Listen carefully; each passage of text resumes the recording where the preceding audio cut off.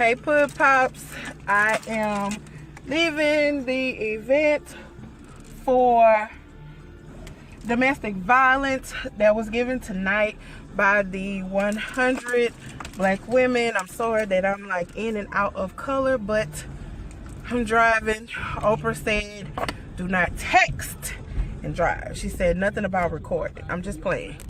I love you, Oprah. Okay, there we go. Is that a little? No, that's not any better. But okay, so my takeaway, because I love giving what my takeaway is. Oh Lord Jesus, let's move this and move this. Okay, my takeaway from the actual event was that, and I have a post that I always say that even after years, because my abuse occurred around 2001, 2002, that would make it about 16, 17 years that it actually happened to me. I'm trying to stay in the light so you all can see me, but that make it about 16, 17 years that the abuse actually occurred. My thing is that even all those years later, just talking, like one of the women, I'll put it in the video where she basically said that she, one of the ladies that was assisting her with the decoration, she was a victim as well. And what she said was, when she was talking to the lady about the decoration, she relived the situation that happened with her. And in that moment, she said that the lady, reverted back. And it was like the situation that just happened, kind of sort of like with me.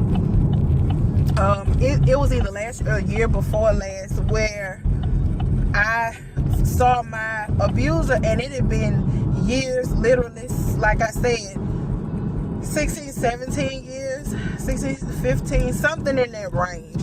But it's been that amount of years that have passed, and that person, even though that you are a new person, you in a different relationship, it still jolts you. Like, it'll pull you back and it'll revert you back to where you were before, and you like, Jesus Christ.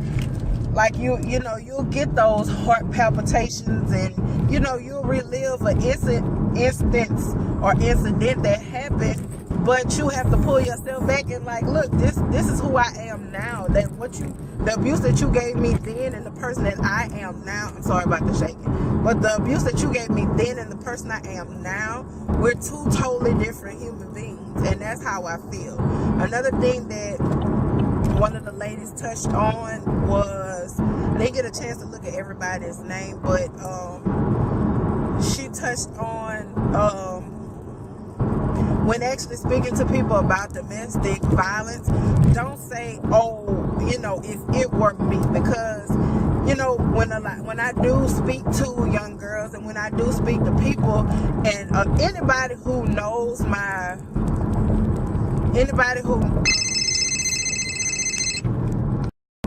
okay, my friend who was the presenter just called me to tell me a hilarious story, because that's how we are. We joke all the time. But what I was saying, the it can't be me syndrome that a lot of people have. And another one was, what happens in this house stays in this house. That's another thing. I will have a video about that as well. Just watching the Tamar, I have a video coming that's going to be like I am Tamar, because a lot of attributes that Tamar has, mannerisms, I have, kind of, sort of. The extremeness, kind of, sort of, but there was never any sexual abuse toward me.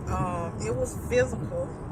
That was with the domestic situation, but I had a very good childhood, like nothing traumatic besides my parents being crazy. I mean, that's everybody's parents are crazy.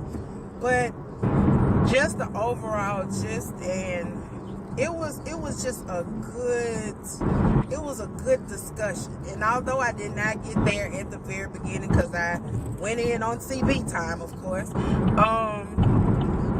it was just good, just the questions that she asked, the question that everybody, and I always get this question, always, anytime I talk, do you think a person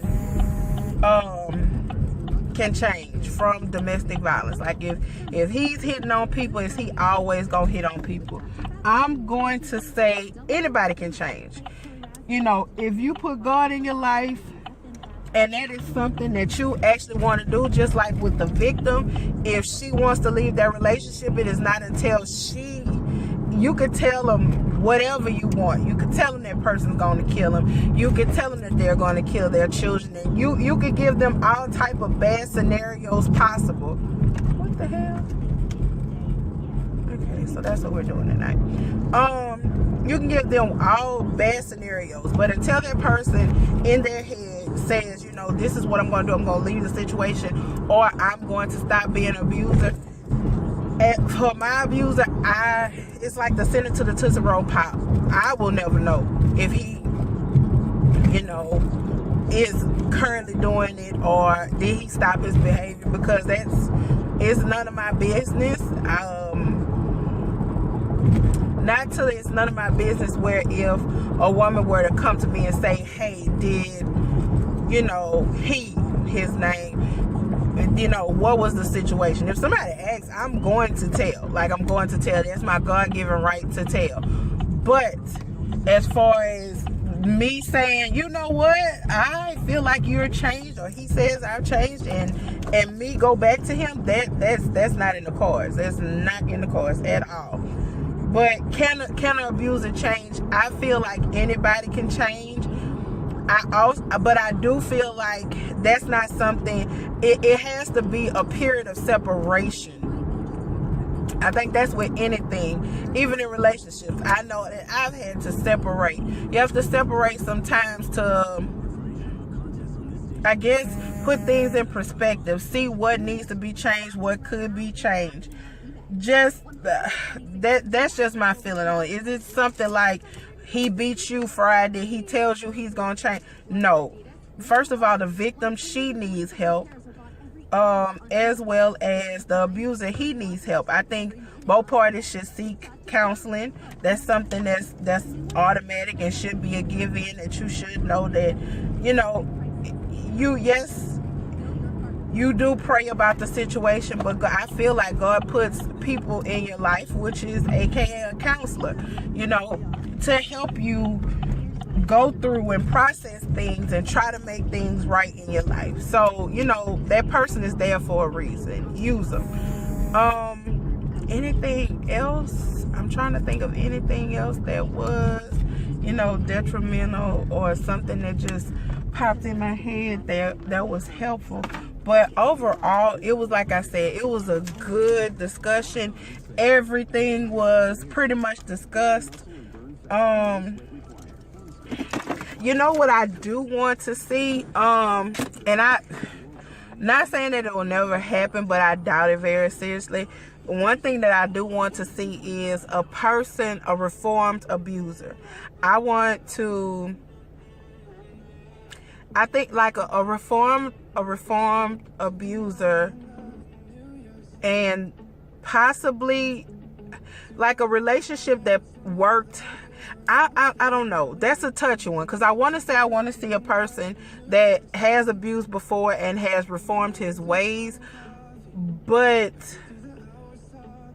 I kind of don't in a way. And the only reason why I say I don't is because that would be just the thing, that a person that's being seriously abused and the other person not changing, that would be something that they would show them like, oh, see, I changed, well, they changed, so I can change too.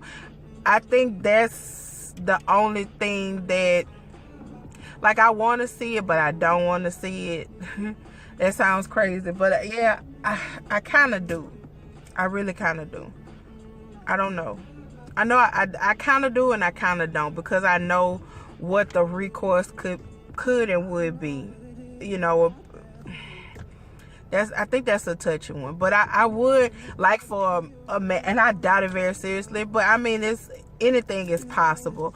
I want to see a time where an abuser will come forward and say, excuse me, this was what's going on in my life. Because most of the time, not most of the time, anytime something happens, it's always a reason. And I think I found that out with my ex, that a lot of the things that he had was unbeknownst to him. And also,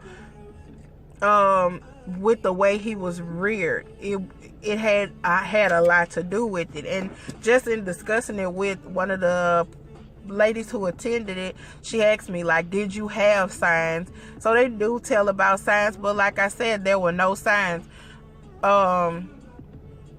No, I wouldn't say any signs. It wasn't until deep into the relationship that there was, I guess you would say, a quote unquote sign. His children's mother, she did tell me, well, his child's mother, she did tell me that he hit her. But of course, he was one of those people who said, like, that's my cousin. He was one of those people who said, oh, she's just jealous of our relationship. And I guess I did know him before, but I knew him before, and I knew their relationship. So I think it was the way he presented things to me, because I don't know if it was a buildup of him saying, you know, I'm going to end up being in a relationship with Carla, so I want to show her the side of crazy that his daughter's mother was, because she did have things, and she would say, you know, he hit me, but he would always say, you know, she crazy. You've heard some of the stuff she did, and she hit me. And I was like, well, you know, it is feasible. I have heard her go off on you, and I have heard you go off on her, but it was never to the point where I saw or I heard him hit her. So I think that's just one of my takeaways from, you know, the actual discussion. It was a really good, and I've gone to discussions before, and another thing, the turnout was really good, and the participation and people being vocal, saying, you know, this has happened to me, mostly women. And she did also, you know, let people know that women as well as men can be abused. And I actually spoke to one of the ladies, the lady who actually was asking me about my situation. She told me that her brother was actually abused, and just the things that the sister-in-law would do. So, you know, both parties, they can be abused, and nobody is exempt. Nobody is exempt at all. So I hope that you guys enjoyed, like this. It was just a chat, I guess, and the things that I've learned, I can't even say gems or pearls of wisdom, because, you know, just be mindful. And like the lady said, you'll see in some of the clips that I insert, you know, understand and know and pay attention to your family members.